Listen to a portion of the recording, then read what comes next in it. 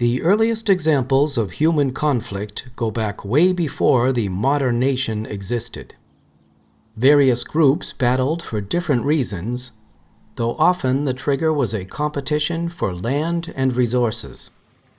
Interestingly, even when engaged in a contest to kill their perceived enemies, adversaries often observed boundaries to the nature and extent of acceptable destruction.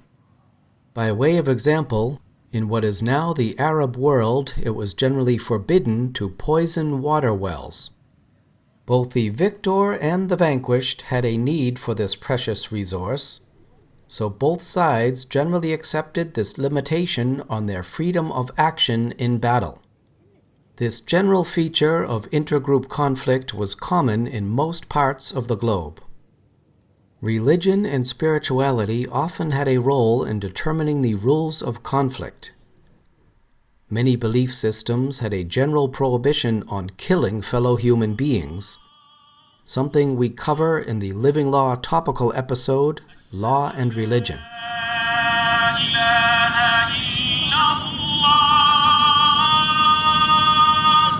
War usually led to a breach of that general rule, one that had to be explained within such belief systems.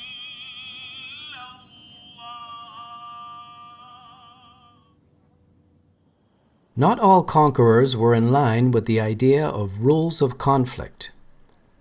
One of the most notorious warriors of all times, Genghis Khan, was famous for his scorched earth tactics.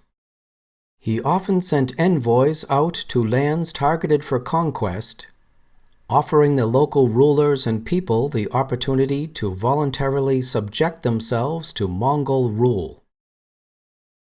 If they refused, he unleashed his army hordes, who were known for obliterating everything and everyone in sight. We cover the forces and rules that drove the Mongol Empire in the Living Law Nations episode on Mongolia. The Mongol army evoked terror wherever they went, as evidenced by this account from the papal envoy to the Great Khan. The Mongols attacked Russia, where they made great havoc, destroying cities and fortresses and slaughtering men, and they laid siege to Kiev, the capital of Russia. After they had besieged the city for a long time, they took it and put the inhabitants to death. When we were journeying through that land, we came across countless skulls and bones of dead men lying about on the ground. Kiev had been a very large and thickly populated town, but now it has been reduced almost to nothing, for there are at the present time scarce 200 houses there, and the inhabitants are kept in complete slavery. The Mongol invasions represent examples where Europe was on the receiving end of violence. But throughout its history, Europe was more often on the giving end, and not just by land. The Age of Exploration proved to be an intensive period for the development of law in this area. We explore this age and some of the leading schools of thought around these issues in some of the Living Law Nations episodes.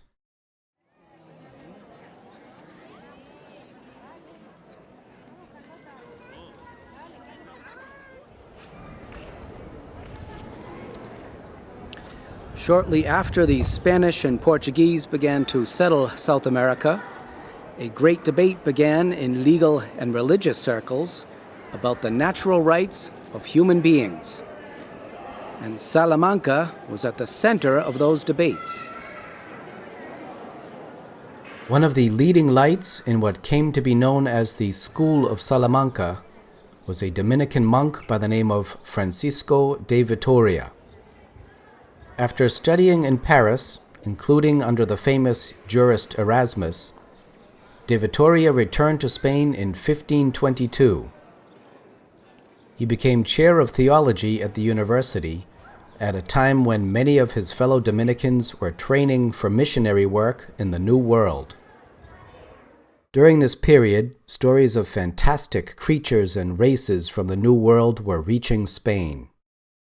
The prevailing view amongst many conquistadores was that the indigenous peoples were primitive, lacked reason, and were not equal to the European settlers. It was against that backdrop that Vitoria developed his theory in defense of the Amerindians. His starting point was that all peoples of the earth had intrinsic natural rights. Since these rights were God-given, no earthly powers had the authority to infringe upon them. Consequently, the European settlers had no legitimate right to seize the land or property of the natives. Such views brought Vitoria and his fellow thinkers into conflict with the upper echelons of Spanish society. The issues which the age of discovery and exploration unleashed only intensified in the ensuing centuries. International mercantilism and the rise of the global trading company became a catalyst for additional developments in these areas. One of the leading thinkers to take up the challenge was the jurist Hugo Groteus. Like Erasmus a century earlier, Groteus became embroiled in many of the most crucial debates of his time. When Dutch ships captured a Portuguese carrack in the East Indies, Groteus prepared arguments defending the legality of the action and justifying the keeping of the Portuguese cargo as booty, even though the Dutch were at war with Spain and not Portugal. He also advocated for the high seas to be considered international territory, open to all for purposes of transport and trade. Groteus made major contributions to the theories around just war, originally developed by Francisco de Vitoria and the School of Salamanca when Spain was in its conquering heyday. All these early writings helped him later complete his monumental work, De Jure Belli et Pacis.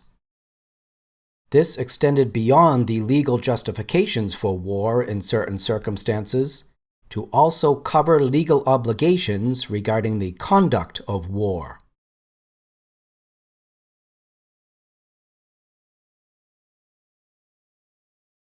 Europe continued to be a hotbed of conflict in the ensuing centuries, as well as a location of further development of the jurisprudence of war. As one empire receded and another rose, other new thinkers produced new ideas about conflict in new settings.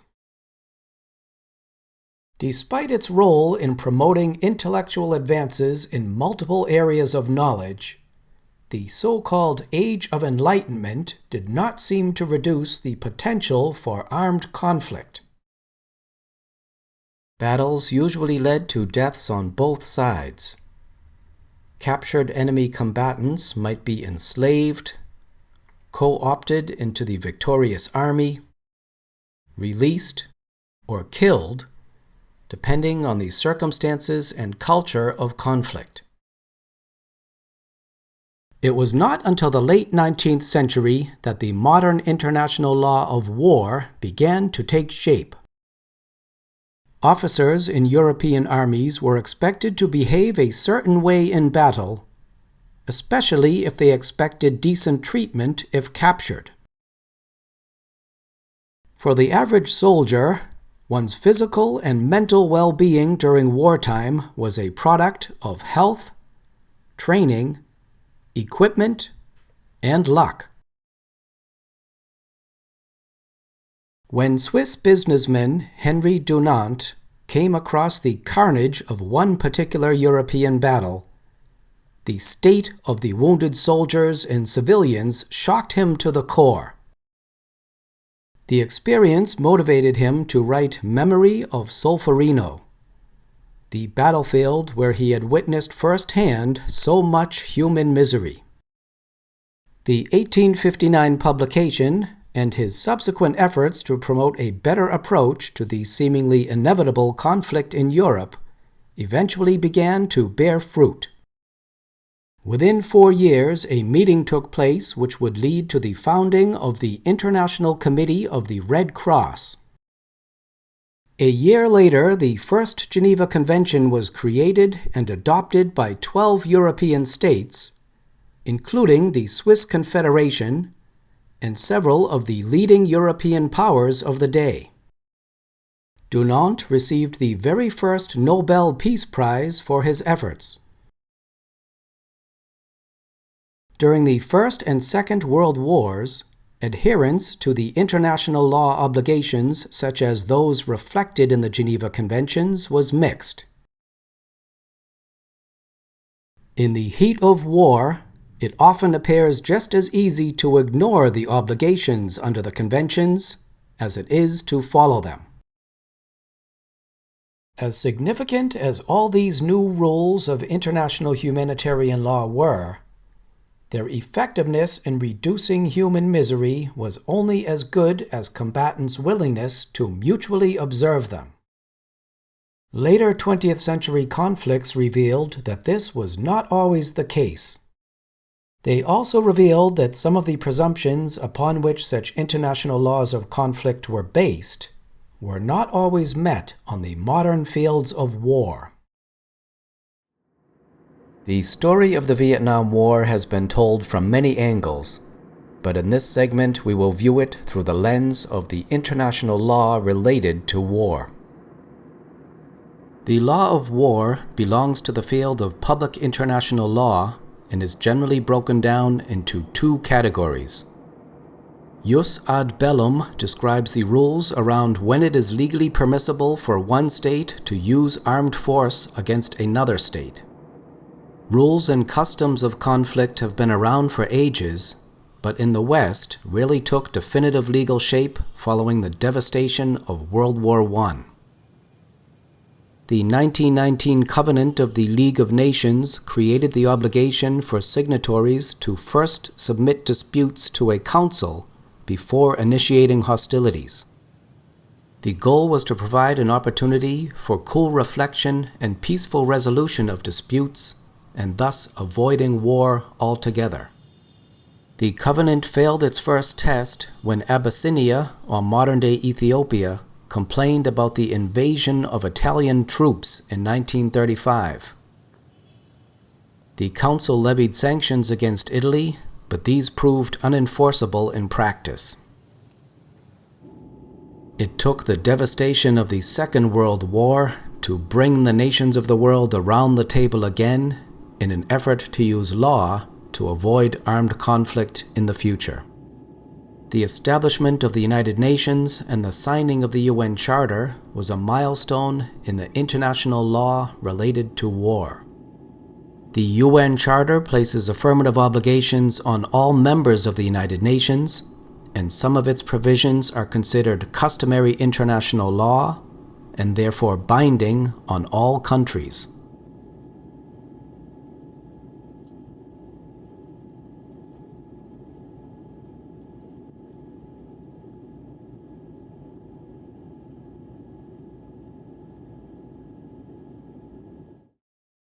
The situation in Vietnam presented challenges not only to the rules of international law regarding the use of force, but also to the rules around the conduct of war, known as jus in bello. In the United States, such rules of engagement developed during the American Civil War, while at the international level, the modern rules were created in the aftermath of World War II. The 1949 Geneva Conventions attempt to provide some level of protection both to civilians as well as to combatants in conflict areas. The underlying principle of this provision is to require humane treatment of both civilians and captured combatants from all countries which have acceded to the conventions.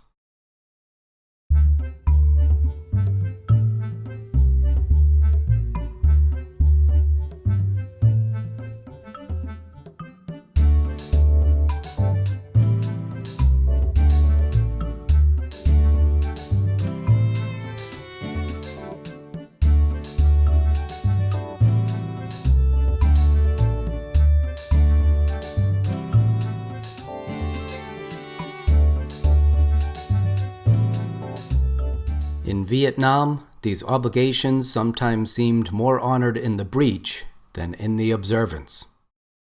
The international law of war also follows the so-called proportionality principle, obligating combatants to apply the level of force necessary to achieve a military objective, but not more. It may at first seem paradoxical to have rules for groups pitted against each other in the ultimate contest for survival, but since the history of armed conflict has shown the near inevitability of combatants being taken as prisoners, each side has a motivation to require humane treatment even when they are trying to kill each other. As we pay a visit to the former prison known famously as the Hanoi Hilton by American prisoners of war, we shall explore how the war in Vietnam put all of these legal rules to the test. The starting point for understanding the Geneva Convention's requirement of humane treatment is the definition of prisoner of war.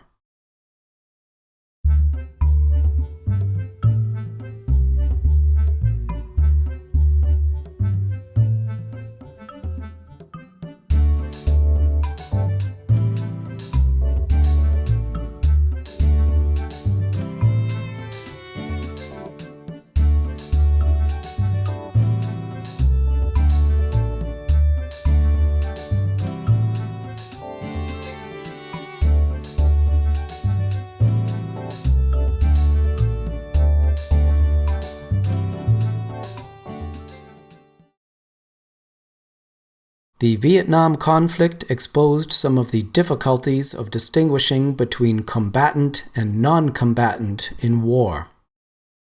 Not all of the participants met the Geneva Convention's requirements of having a fixed distinctive sign recognizable at a distance, or carried their arms openly, or conducted their operations in accordance with the laws and customs of war.